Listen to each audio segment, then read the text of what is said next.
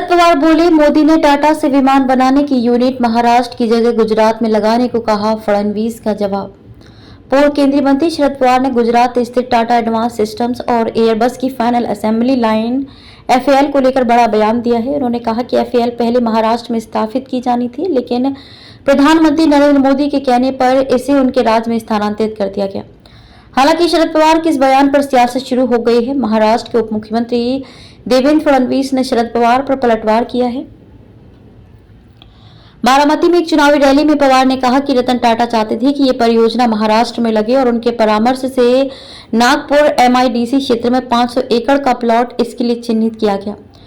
ये मनमोहन सिंह के नेतृत्व वाली सरकार के दौरान की बात है, जिसका मैं हिस्सा था। सरकार बदल गई और जब मोदी प्रधानमंत्री बने तो उन्होंने टाटा को फोन करके गुजरात में कारखाना लगाने को कहा। शरद पवार ने आगे कहा कि अगर ये परियोजना से महाराष्ट्र में लगती तो यहाँ हजारों नौकरियां पैदा होती।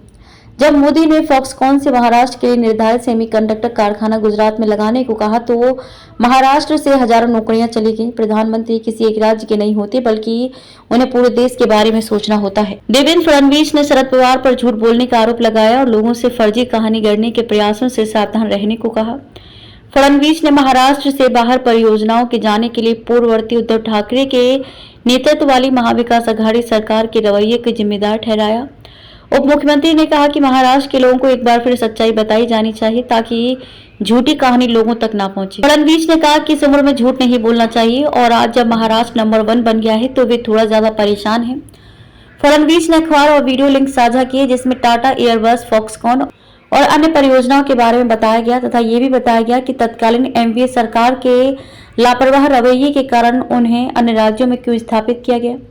फडणवीस ने दावा किया कि जब टाटा समूह के प्रतिनिधियों ने नागपुर में MIDC कार्यालय का दौरा किया तो तत्कालीन MVA सरकार उचित जवाब देने में विफल रही। Tata advance systems limited TASL Bharat में C295 सैन्य परिवहन विमान बनाएगा। इसके लिए वडोदरा में एक कारखाना स्थापित कर रहा है। टाटा की ये यूनिट भारत में प्राइवेट सेक्टर की पहली सैन्य विमान निर्माण फैक्ट्री होगी। TASL भारत में 40 विमान बनाएगा, जबकि 16 विमान एयरबस सीधे देगा। इस फैक्ट्री में विमान के निर्माण से लेकर उसकी टेस्टिंग और डिलीवरी तक सारी प्रक्रिया होगी। इस प्रोजेक्ट में टाटा के अलावा भारत इलेक्ट्रॉनिक और भारत डायनेमिक्स जैसी सार्वजनिक क्षेत्र की कंपनियां और निजी क्षेत्र की छोटी बड़ी कंपनियां भी शामिल होंगी।